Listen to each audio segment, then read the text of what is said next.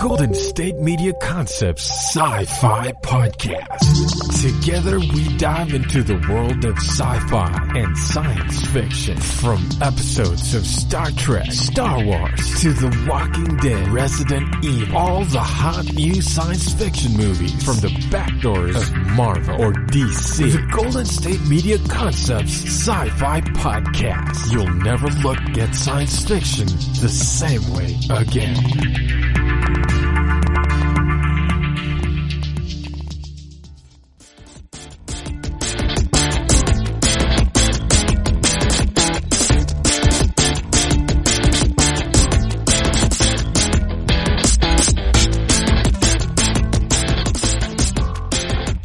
Hello, and welcome back to the GSMC Sci-Fi Podcast, brought to you by the GSMC Podcast Network. I am your host, Keith, and good evening / morning / afternoon / noon. I don't know what the time or the phrase is to say when it is exactly noon, because if you say good noon, does it only last for like an hour? I don't know. Let me know what you guys think. Welcome back. I'm glad you have come back for yet another awesome episode of the Sci-Fi Podcast with me. I just recently listened to some of the other podcast episodes with the other host for this podcast, Alex. She does an excellent job covering some pretty similar material to myself. So if you've been enjoying the episodes with me, make sure you do give the ones with her a listen, especially her episode last week on Carl Jung and the idea of the shadow self. So this week we are going to be exploring some new spaces, pun intended. I will, as promised, not be mentioning any of the previous pieces or content that I have been talking about today. So just so you know, I am a reliable source of information. I wanted to speak specifically today about the implications and appearance of a particularly common trope in science fiction, and that trope is virtual reality, and what it has to do with the idea of a self, kind of trying to stay on a similar topic to what the previous podcast host talked about. And yes, I did put air quotes around the word self. So in case it wasn't implied via my tone of voice, I just want you guys to know that I'm being kind of figurative. So virtual reality is something that may not seem terribly far-fetched nowadays, but even just 10 years ago, it was something that was pretty far beyond what we believed ourselves to be scientifically capable of achieving. They've been talking about doing virtual reality video games for a very long time, and it is both cool and interesting and terrifying that they have actually kind of gotten close to being able to achieve something along those lines. But virtual reality as a trope has been present in science fiction for a very long time. And as a technology, we've been looking at creating spaces of virtual reality since the 1950s. The term virtual reality was first coined as virtual reality in the novel Judas Mandala, which came out in 1982. It's by Damien Broderick. I have absolutely no familiarity with the content or the story of that novel, so I cannot speak to that.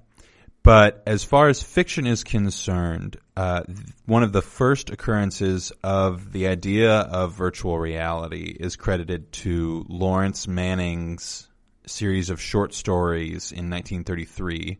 Specifically, they refer to the short story The Man Who Awoke, which actually later became a novel, and it essentially describes a time when people would ask to be connected to a machine which would replace all of their senses with electrical impulses, and they would get to live a virtual life outside of the one that they would otherwise live. And it's a life that happens exclusively within the confines of their brain and not necessarily within the confines of what we would perceive to be reality. And virtual reality has appeared in a number of both science fiction and psychological thriller films as well. I would say that virtual reality is a common trope in psychological thrillers, just because the ability to question what is real and what is not real, what is synthesized and what is organic, is something that really creates a sense of tension or horror in the viewer. So it's unsurprising that a lot of the most popular things that we can think of that use this trope are really accessible. One that comes to mind is Inception. A lot of people probably wouldn't consider that to be an example of virtual reality because it's not necessarily like a decidedly science fiction film, but I guess you could categorize it as such. And I think that it definitely gives us an interesting look at our ability to differentiate between what is synthetic and happens within the mind and what is organic and happens within the mind based off of external stimulus. But just so we're on the same page with the premise of what it is that I want to discuss, and we know what it has to do with the idea of the self, I'm going to kind of define virtual reality for the purposes of this discussion. So virtual reality is going to be defined as such: a reality that exists only in the cognitive portion of the brain and not in any concrete or tangible form that can be interacted with physically, but only is interacted with psychologically. And you might be asking, what does this have to do with the idea of a self, in quotes? Well, pretty frequently when you're talking about virtual reality in films and books, etc., you run into the question of what is real, especially in this particular discussion, because partially I'm shaping the discussion in a way that the two things relate, but that is part of the nature of virtual reality, to serve as a foil for questioning the value of what is real. Is the essence of something real? The physical existence of something real? The belief that something is real? Are these things that make things real? Again, air quotes around the word real. And this is where the idea of the self comes in pretty heavy-handedly, because there is an argument to be made that we as individuals, our idea of the self in all capacities, is a conglomeration of our perception of the experiences of the world around us. And from there, we have to ask, what is it that creates a perception or an experience? Is it all something that exists within the mind? Or is it something that exists in a concrete thing in itself, air quotes again, last time I'll mention it, type of way, outside of the brief electrical conjugation, in the biological sense of the word, that occurs in the synapses of our mind? Now, I would argue that the self is not animalistic in nature, that it has arguably very little to do with the body that this self occupies, outside of the influence that the physiological state of that body has on the perception of the self. But that same self would exist regardless of what biological form it took, or in some cases, such as with virtual reality, whatever electronic or synthetic form it takes. And what I mean by that is that the self is a constant that is not hindered by the physiological existence of its parts. Which might seem confusing because essentially what I'm saying is the self has nothing to do with physiology or biology and has everything to do with what happens between synapses and what happens with perception. But what I'm saying is that the self is a constant, that if we could transfer the idea of self, if we could transfer a brain and perhaps a brainstem, depending on where you draw the line of interaction, that the self would be a constant. My brain inside an animal body would still, assuming it maintained the function that it has from the beginning, be the same self. So, and if it were to not maintain that same function, then it would still be a continuation of the self that existed previously. So there is no way that the self is tied to physiological existence outside of the physiology of the brain and the function of the brain. The biological and physiological components only serve to influence the actuation of that self. They do not serve to actuate the self. The self exists prior to that. And just to take a brief detour down this particular rabbit hole, what I'm referring to is basically the self, in my opinion, is a combination of Lockean and postmodern / neurological philosophy ideas. We are all familiar, or most of us probably are familiar, with Descartes' statement, "I think, therefore I am," which is only partially true. I think that to make it entirely true, we would need to change it to "I think or believe I think, therefore I am." Because simply saying the act of thought implies that the initial thought exists without the assistance of an external influencer. But that's not the case.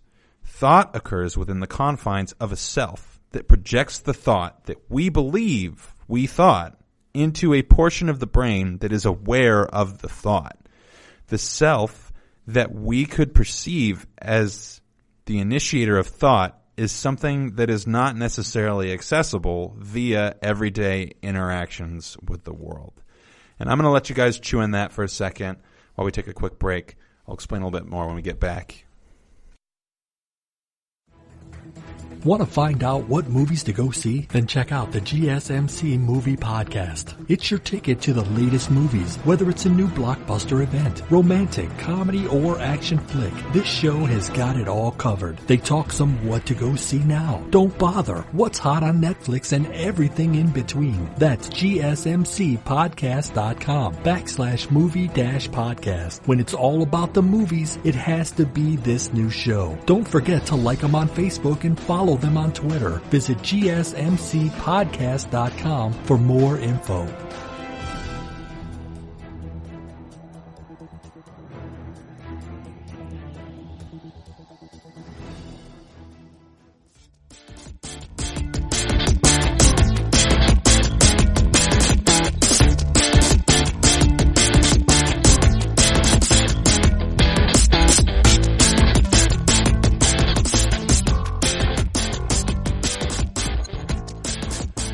Welcome back. I am here to hopefully continue to challenge your perception of what is real and who you are as an individual via something that is seemingly benign, that being the genre of science fiction. Though I don't know if I would necessarily call it benign. Science fiction has had a pretty heavy influence on the world around us. In fact, I should probably do an episode about all the cool things that came from science fiction novels that were brought to volition by people who loved science fiction. But back to the ideas that we were talking about prior to the break. So just to be a little bit more clear, what I am trying to say is that the self exists prior to our perception of it. The self kind of serves as a funnel, right? So we get stimulus in via whatever source, and the self funnels that stimulus into a thought. But we do not consciously perceive the self as being the thing that funnels that thought to us. We perceive the thought first, which is why I would say that Descartes' original statement isn't necessarily completely true. And you may be asking yourself, well, what does this have to do with virtual reality? We spent the first 15 minutes of this podcast talking about something that has not made any mention of anything science fiction, but I promise you I will get there. I think that science fiction as a medium serves as an excellent place for philosophies to develop and be experimented with, because it creates a setting or a character that is so sensational that all of these archetypal ideas can be applied onto them in a space that we can experiment with the results of those ideas. And if you're interested in hearing more arguments about this particular bit of epistemology, then I would recommend checking out We Are Not Human Beings by Derek Parfit, who is an excellent philosopher, and he is well known for frequently using examples from science fiction as vessels to prove a point in philosophy. It's a journal article, and he takes a pretty in-depth look about what it is that makes the self metaphysically. There's also a book that I am in the process of reading called Descartes' Error by Antonio Damasio, which examines mostly the idea of dualism, that being that we have a physiological body and a non-corporeal body, like the idea of a soul. But it gets into why the statement, I think, therefore I am, doesn't quite accurately describe the way that we interact with the world. But, back to science fiction, I want to get into the first film/piece that heavily relies on this particular trope of virtual reality and talk about what I've just said has to do with that. So I want to talk about Total Recall, which is loosely based on a short story called We Can Remember It For You Wholesale by Philip K. Dick. Now, first off, I can already hear you saying Total Recall is an action movie, long before it's a philosophical statement about the nature of reality. But who better for us to see acting out this particular question of what is real and what actually exists than the great Arnold Schwarzenegger? I have to say that any movie that he's in kind of is a guilty pleasure for me. And I also want to say the fact that I haven't talked about Philip K. Dick yet ought to be considered a tragedy. And it's also a tragedy that I haven't talked about any Arnold Schwarzenegger films. He did so many good science fiction, like franchises, as well as like one-offs. We have Terminator, Predator, Total Recall. These are all classics in this genre, and I think that they really deserve to be talked about and looked at more in depth. And in fact, Total Recall is a major reason that I'm even talking about this point today, just because I like the film so much. I did see the remake. I don't remember it very much, so I imagine that it wasn't very good, because I have a tendency to remember things that I really like. So the relation between these two particular stories comes primarily in the form of the names of the characters and the basic idea that the main character is like a secret agent with latent abilities buried somewhere in their subconscious due to the need for secrecy or something along those lines.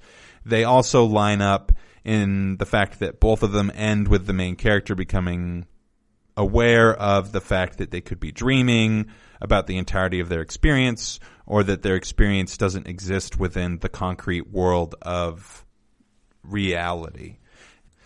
And I know that in both of these pieces, the main character does start to kind of realize that they might be in a simulation earlier on than the end of the piece.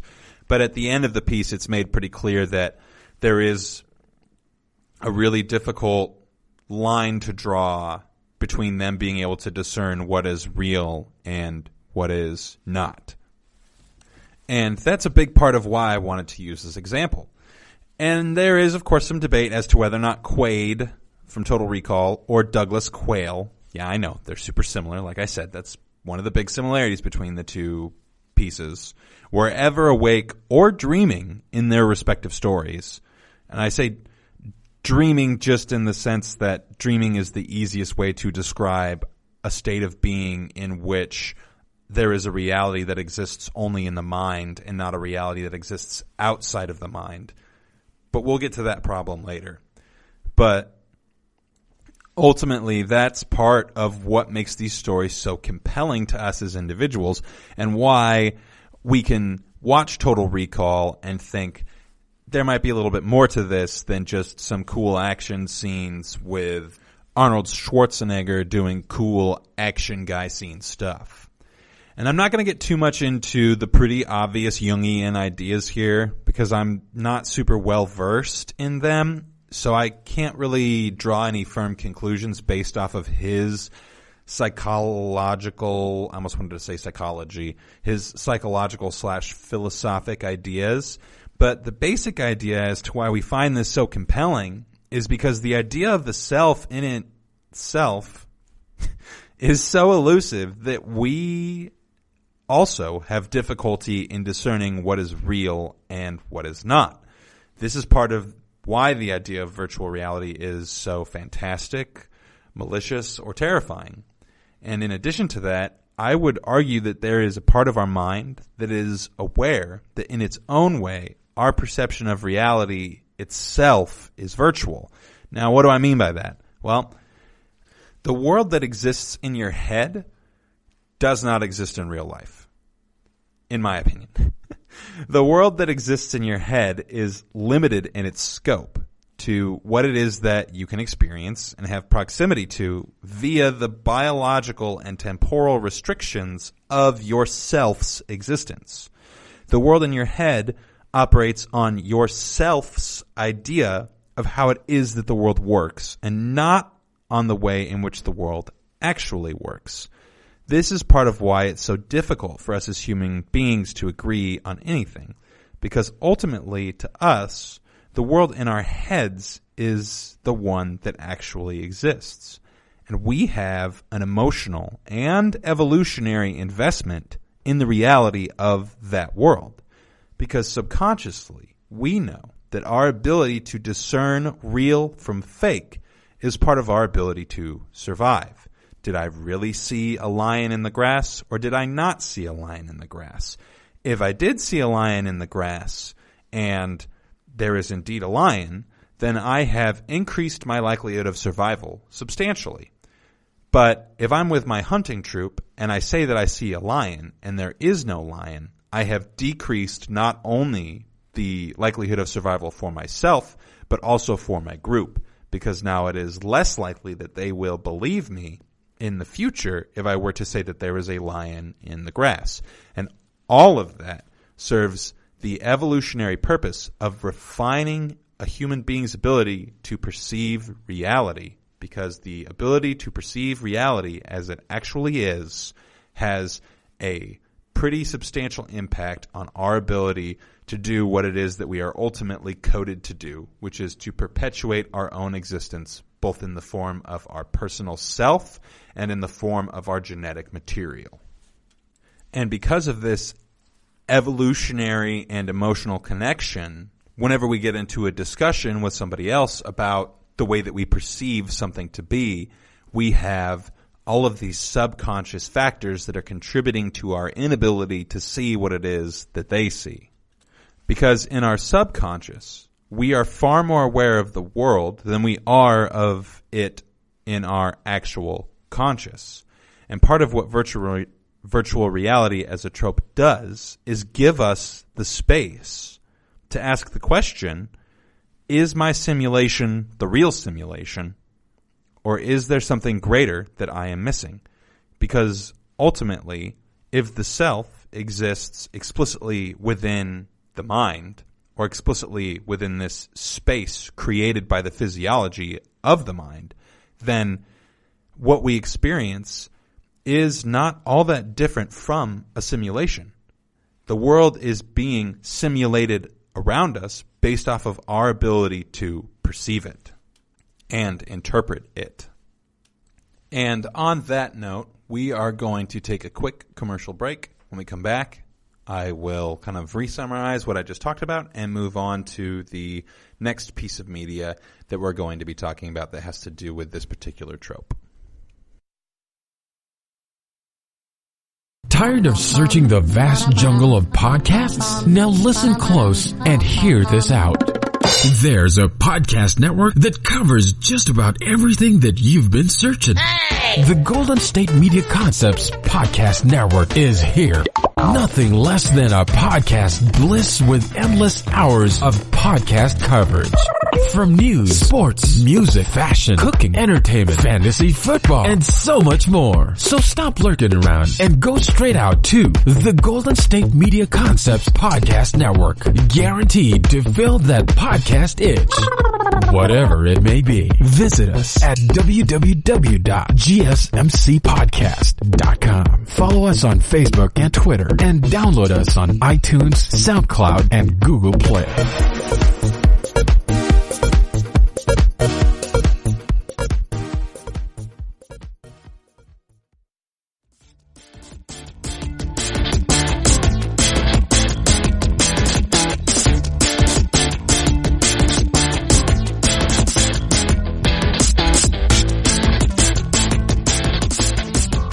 Hello, and welcome back to the SciFI podcast. So that's the GSMC SciFI podcast. That's a tongue twister.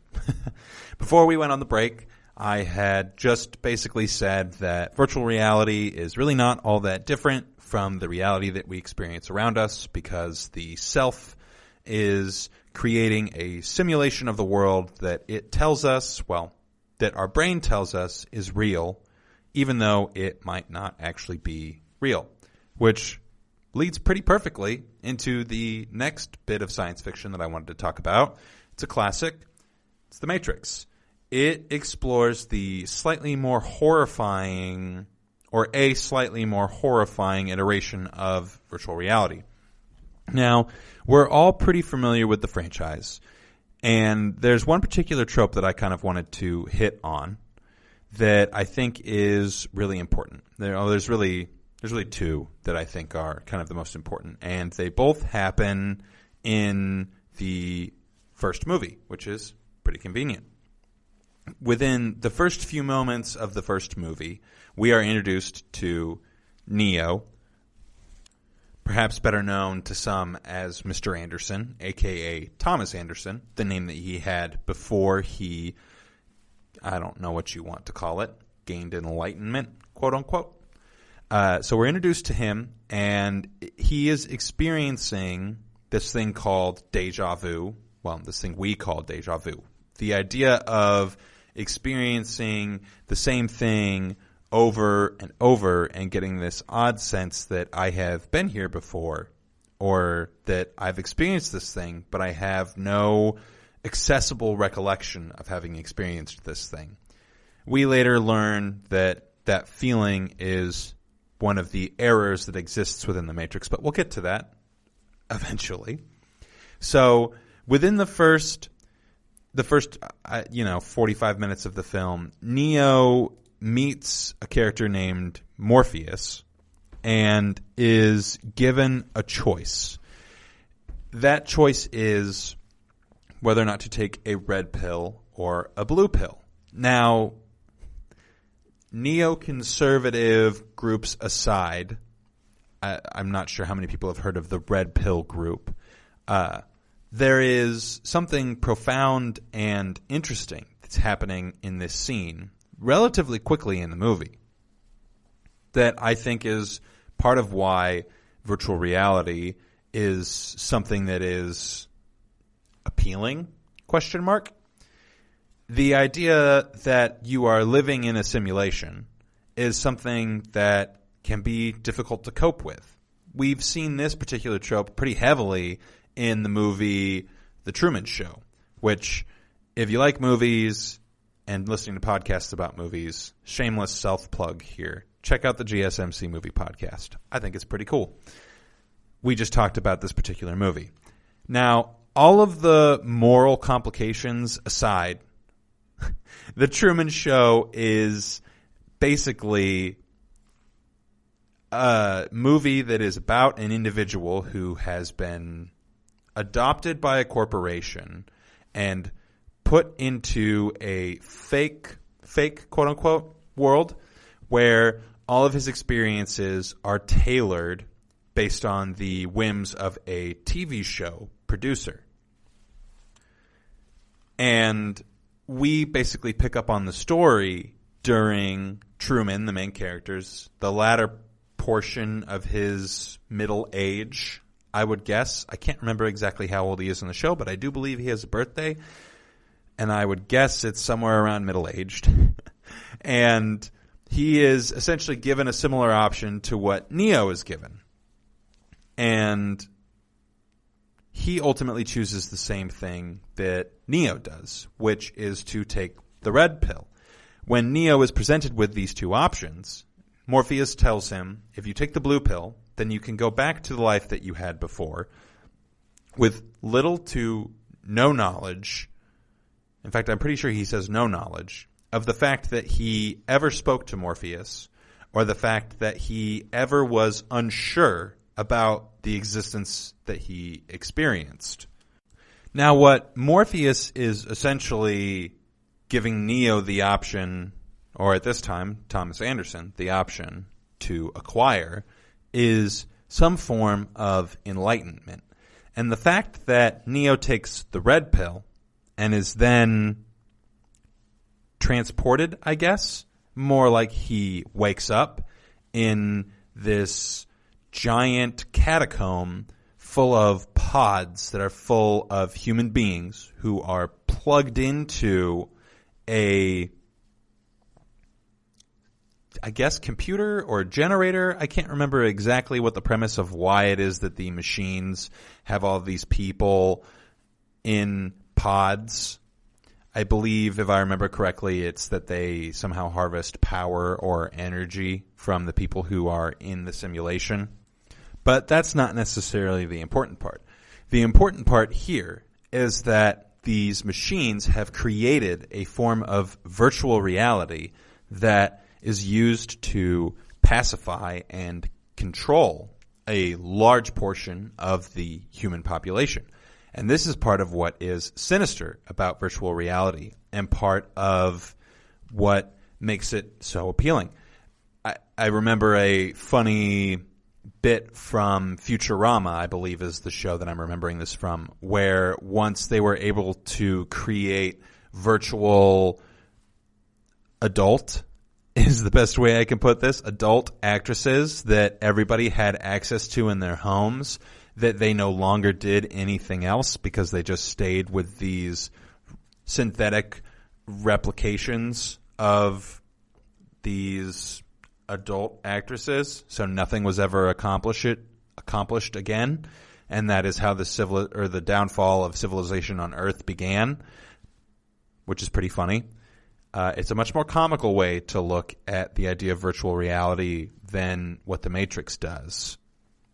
So we get this scene where Neo, who becomes Neo at this point, acquires knowledge of reality. And that's a big turning point for the for the film. Now, the other important scene, aside from obviously like the Oracle and the symbolism of the ship that they fly on being called the Nebuchadnezzar, and there's just a whole slew of things in this movie that we could talk about. Could probably have an entire podcast on just The Matrix, and I'm sure they exist. Regardless, I want to talk about the scene where Neo has to realize that the quote-unquote the spoon does not exist. So later on in the film, when Neo goes to visit the Oracle to learn more about this war between machines and humans, he encounters this young boy who is bending spoons with his mind, quote-unquote. What he has to realize in order to do the same thing is that the spoon does not exist. Therefore, he can operate outside of the perceived physics of the place that he is currently in. So once he realizes that the spoon is not really a spoon, that is just a series of numbers and code, etc., he can then manipulate what the thing is, which is numbers and code, and that is manipulatable. This is an interesting commentary on the idea of the thing in itself, which is this philosophic idea that things exist in the capacity in which we can perceive them, but they don't actually exist in that capacity. The true nature or the essence of those things exists beyond our ability to perceive them because we do not know the level or the furthest level down of reduction that those things are. So I see a spoon. I do not see the electrons and atoms or the things that make electrons and atoms in that spoon. I just see a spoon. Therefore, I cannot manipulate it. But if I were to have knowledge of what the thing in itself was, then I would have this ability to manipulate the thing that it is that I'm perceiving because I'm able to interact with the thing that it actually is and not the thing it is that I'm perceiving. Because the thing that I am perceiving, again, not the real thing.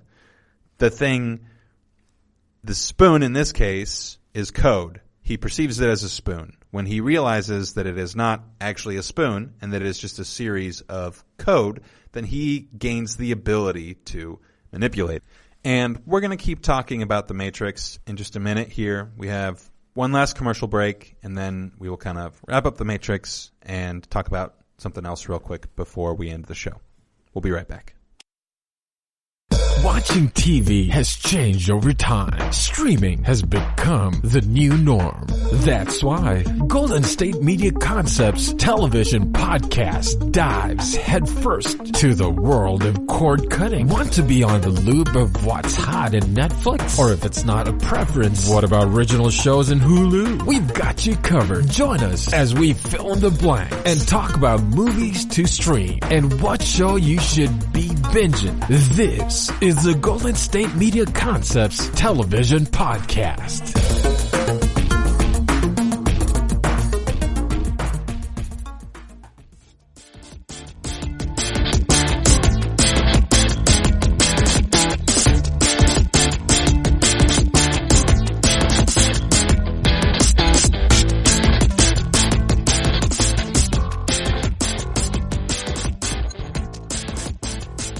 Welcome back to the GSMC Sci-Fi podcast. Before the break, we were talking about reality, its virtualness, actual virtual reality, but mostly we were talking about the Matrix. And the last thing I wanted to talk about with the Matrix is the meeting that Neo has with the architect towards the latter portions of the franchise. The reason that I want to bring this up is because I think that it's a really interesting way for the directors of the film, the writers of the film, to kind of convey something interesting about, or something that makes us question rather the intentions or the purpose of everything that it is that Neo has gone throughout the Matrix. Because, spoilers ahead, what Neo finds out is that he is actually not the first, quote-unquote, chosen one to be in the Matrix. He's not the first person who is believed to be able to destroy or eliminate the simulation that people are experiencing enough for them to realize that they are indeed in a simulation. Though I'm not entirely sure if they play with the idea of whether or not people would be willing to accept that they live in a simulation and live their lives outside of it. I'm sure that it comes up. It's something that frequently comes up in a lot of these virtual reality things, which is kind of what I wanted to talk about. If we lived in a virtual reality, would we be okay with knowing that it was indeed virtual reality and synthesized for us? And would we want to, as Neo does, take the red pill and seek that enlightenment if we were given the option? Now, I would think that most people would say yes, but on the same hand, I believe that we're given small opportunities every day to listen and learn and empathize with other people in a way that would shatter our perception of the world, aka give us new knowledge that would allow us to exist outside of the simulation that our mind creates for us to live in. But because we are so emotionally and evolutionarily attached to our perceptions of the world, we constantly spurn the red pill in favor of the blue pill. We continue to allow ourselves to live in this false reality where our beliefs about the world are actually true. And I think that The Matrix does a really good job of taking this idea, this everyday super small interaction that we have with other people and with the world around us, and saying, this is what it might look like in a metaphorical fashion if you were to take the red pill. The actualization of knowledge outside of your perception is difficult. Change is difficult. This movie does a really good job of capturing that particular aspect of the human experience in a way that is accessible and comments pretty profoundly on the fact that, like I said before, we don't take the red pill. And this is where I think, science fiction is an excellent vessel for us to kind of experiment with this idea. Because without the influence of this sensational setting or this horrifying premise that most of the human population is plugged into a simulation, we don't really look honestly at our beliefs about the world and about our perception of the world, and we don't honestly make the effort to be willing to change it because we are attached to the comforts that are afforded to us by our initial perception. It's called confirmation bias. It's a thing that exists in the psychological realm, the study of psychology, whatever you want to call it. So part of what makes The Architect such an interesting idea is that I think it's a metaphoric representation of what it is that individuals go through almost every day in their mental lives. There is this great evil that exists, that we perceive to exist, this antithesis to our existence that we are constantly fighting against because we believe that it is out there to destroy us. And sometimes that comes from within, which is expressed in, like I said, or have mentioned previously, the Alien franchise, where the alien comes, the chest bursters come from inside your body. I believe that is metaphorical representation of the darkness within human beings manifesting itself. So whether that antithesis comes from within, like it does in The Matrix, in the form of Agent Smith being one of the primary, if not the primary antagonist, who is constantly trying to thwart Neo, or it exists externally outside of us as some sort of force, or even other people who we have turned into not people. We've turned them into this thing that exists in an antithetical fashion to ourselves.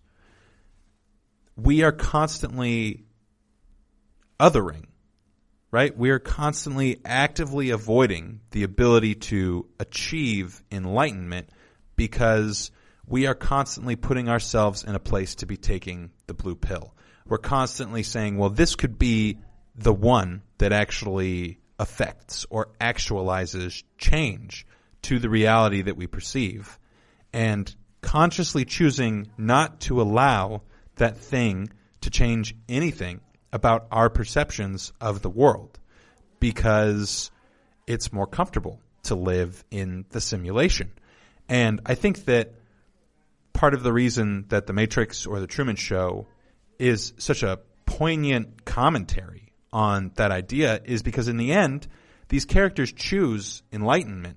They choose to gain knowledge of reality. And we want to think of ourselves as having done that. But we don't actually do that. In the short story that I mentioned earlier, We Can Recall It For You Wholesale by Philip K. Dick, in the end, the character does not know if he did or did not go to Mars, which is one of the big conflict points in the story. And at the end, as he's going down, he says, wait, no, look for this thing that proves that I went there. Because there's more comfort in thinking that you did something or thinking that something is real than there is in acknowledging that it is not real. And science fiction really pushes us as individuals to examine how it is that we interact with other people. Are we actualizing them as real people, or are we just projecting our idea of who they are on them when we're interacting with them? And those two things are pretty drastically different. And as I mentioned before, I think that The Matrix is a great place or a great franchise that represents all of these metaphors of actual life through like accessible and highly commercialized action scenes and an interesting story and a terrifying setting. But that pretty much does it for the content this week. I'm fairly confident that there will probably be a part 2 to this. I had several other things that I wanted to talk about. Blade Runner, the awesome episode of Rick and Morty where he plays the video game about Roy. But we'll have to get to those another time, unfortunately. Before we go today, I wanted to make a suggestion as to some interesting content for you to watch, for you to add to your simulation of real life. You know, air quotes around that. And that is a short or a series of shorts called Death, Sex, and Robots. Death, Sex, and Robots. Sorry, said that too fast. And it is produced / made by the same people who did Deadpool. So the TV mature rating that Netflix gives it is definitely well-deserved. So be prepared. This is not like a PG-13. This is heavily into R-rated content. The episodes vary in length and content. There's not really a continual story. It's kind of like reading a Ray Bradbury book where it's these brief little ideas where you're kind of like, oh, that might be cool. And they just do a good job of playing on some classic science fiction tropes and portraying it in a new kind of fun or interesting way. I highly recommend that you check it out. That's all that I've got for you this week. We'll be back next week to talk about some more things that will hopefully make you enjoy science fiction a little bit more or make you think about it way too much, just like I do. Thanks, guys. Have a great day. You've been listening to the Golden State Media Concepts SciFi Podcast, part of the Golden State Media Concepts Podcast Network. You can find this show and others like it at www.gsmcpodcast.com. Download our podcast on iTunes, Stitcher, SoundCloud, and Google Play. Just type in GSMC to find all the shows from the Golden State Media Concepts Podcast Network, from movies to music, from sports to entertainment, and even weird news. You can also follow us on Twitter and on Facebook. Thank you, and we hope you have enjoyed today's program.